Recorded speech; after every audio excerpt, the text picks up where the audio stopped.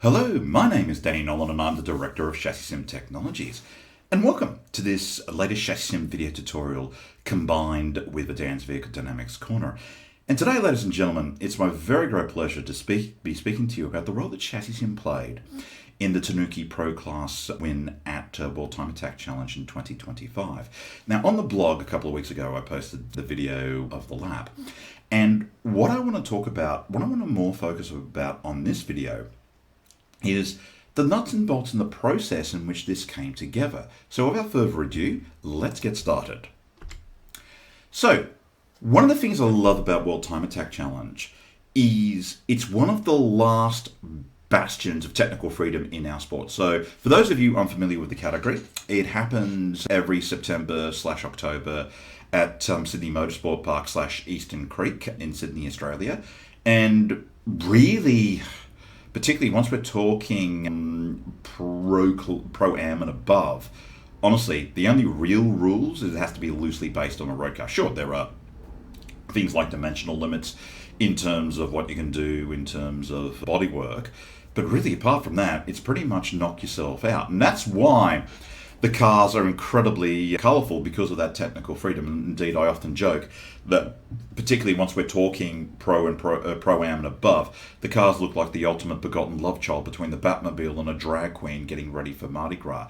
But all the puns aside, it's such a great formula to be involved with, because it really illustrates what motorsport should be, as opposed to the spec formula / balance of performance nightmare that we now find ourselves in. And really, what we're going to be talking about in this video is to give you the backstory of how the Tanuki Pro class win all came together. And as you can see, as we work through this process, it was no accident. And that's something that's very important. Okay, first things first. Success in motor racing, it's a team effort.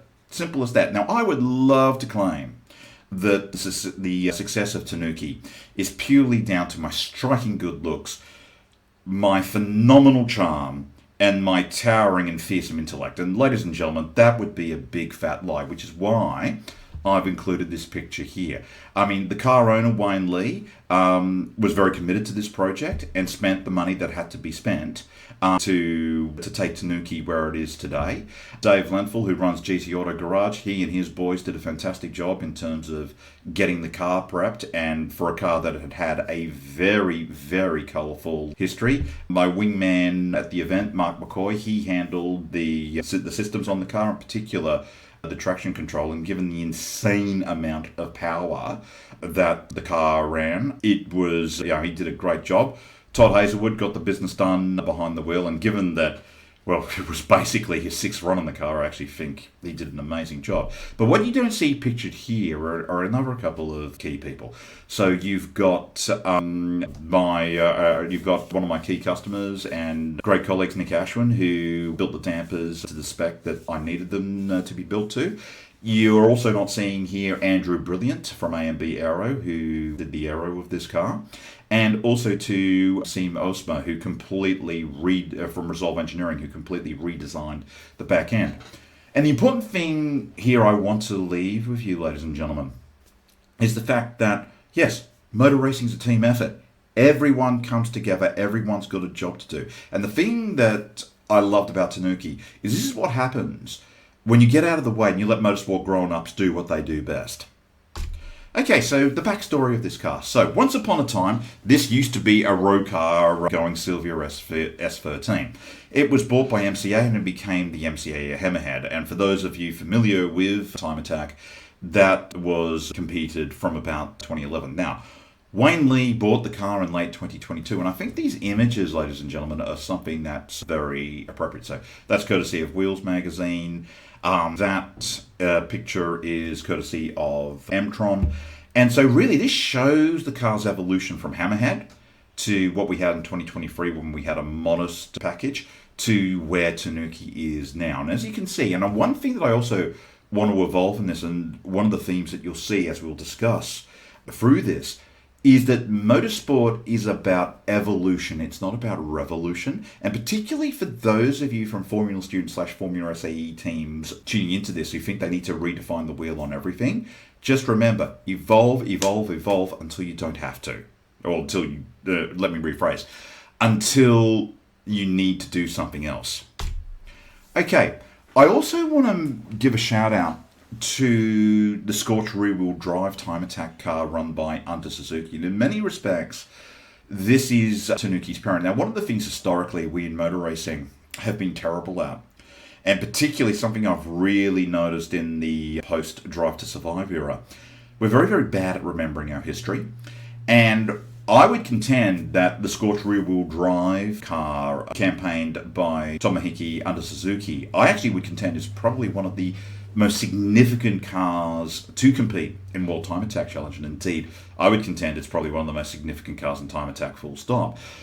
Not necessarily because it got a lot of podiums, but because it really showed the way forward. So Andrew Brilliant did the aero on it.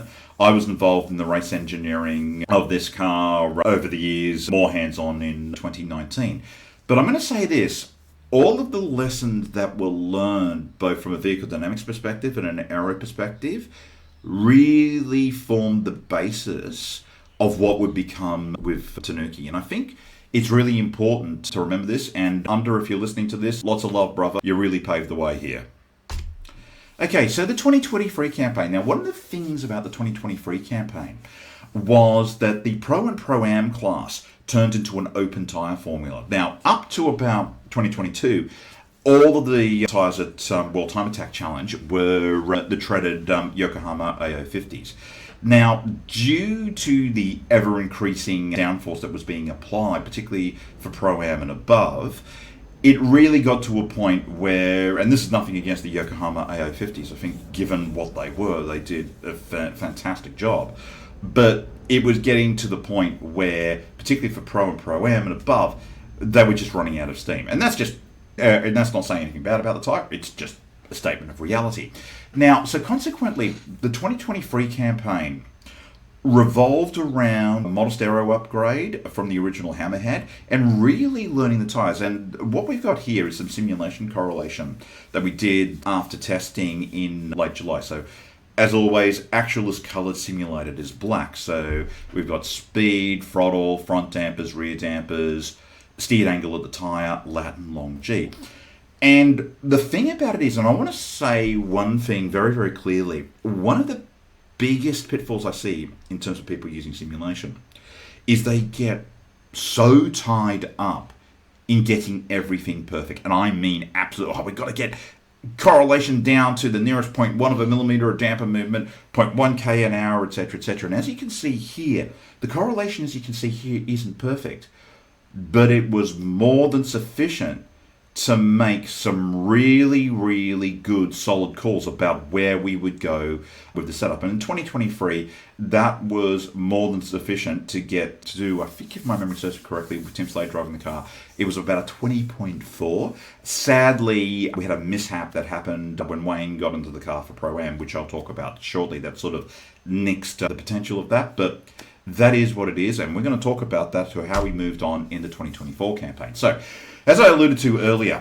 in the tail end when Wayne got in on Saturday at the Pro-Am class, we had a rear suspension failure, and the car wound up backwards into the wall at turn 2 at Eastern Creek. So as a consequence of that, that was the trigger for the huge aero package that you see now with Tanuki, and also to the rear of the car was totally rebuilt. And a lot of the lessons that we learned in 2023 really got fed in to that complete rebuild. And the focus of 2024, so we kind of set aside the Pro campaign for that. Well, Wayne made the call to set aside the Pro campaign for that, to try and really learn what the hell we had on our hands. And sometimes, to quote an old motorsport mentor of mine, sometimes you need to go back a season you need to go backwards in the season in order to go forwards. And really, 2024 was a classic case in point. And really, it was more getting our heads around what the hell we actually had. And this open loop sim comparison is a really, really good case in point. So, as always, actual is coloured, simulated is black.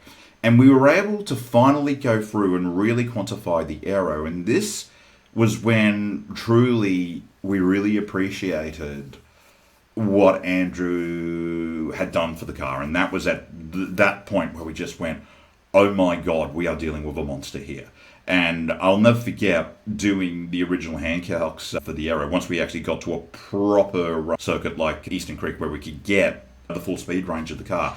And once I was doing the hand calcs on it, let's put it this way, I was pretty much in a state of shock for 5 minutes when it finally dawned on me the amount of downforce this car was generating.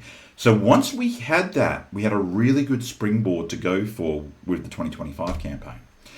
So now we understood what the hell we were actually dealing with, we could actually push. So there were a number of elements that came together. We now had a pro driver in Todd Hazelwood who could drive the car. And also to a complete rework of the setup and the engine was done. Because now I knew what the aero map was doing. We could really optimize the setup a lot better than what we had. And really, this open loop sim comparison we had of the car on 2025 trim really showed that we had a much better handle of the car. So as always, actuals colored, simulated black. So we've got speed, steered angle, front pitch, rear pitch, and the ride heights in terms of we could now predict with much greater accuracy with what we were actually doing. Now, like with any time attack campaign, it wasn't perfect. There were a few holdups, which meant really the car didn't go together in July. So we didn't quite get the full testing program that we wanted in, but it was more than enough to build a platform so that Todd could go out there and nail in an 18.169 lap of Eastern Creek. But more importantly, what it showed is that you got to swing the bat. It's as simple with motor racing. You've got to swing the bat, and you've just got to keep going. The other thing that I also want to make about the 2025 campaign is, and I'm going to say this to all the degree qualified engineers who are listening to this, and this also goes for me too. Sometimes you can believe in your own publicity too much, and indeed there was a critical call that was made on Thursday night that I actually wasn't privy to that proved to be an absolute masterstroke. Now I'll speak more about this in my race car engineering article. And that really showed that, as I said, like in motor racing, there are many elements that come together to make a successful campaign. Okay, so the results, as I alluded to before, was a 118.169 second lap. But more importantly, it shows what happens when you just chip away at it. And here's the thing about motor racing. Everyone thinks that, you wheel the car out of the garage, you turn it on, and you're blitzing everyone straight away. And that's a load of rubbish. And in a lot of cases, you're just chipping away. But more importantly, what this car truly shows is it's a really great case study of what happens when a formula is technically free and you can throw mud on the wall. And you can learn quite a bit. Like this car, one of the reasons I've been involved with this car, it's actually not necessarily for the cash. It's the fact that me being involved with Tanuki has taught me an awful lot, which is fantastic. So to sum up, World Time Attack Challenge is a category with complete technical freedom. And it's also been the perfect case study of how to use when CFD and vehicle dynamic simulation all come together. Also, nothing happens in a vacuum. There were a number of different elements that had to come together to make this happen. Also, too, it was a team effort. And no one can stand and say, oh, that was totally me, that was totally him, etc., etc. This is what happens when you get proper grown-ups in a room together and you let them loose. Also, too, you don't have to be perfect. Swing the bat. All right, that'll do it for this episode. And looking forward to catching you in the next episode of Dan's Vehicle Dynamics Corner or the next ChassisSim video tutorial.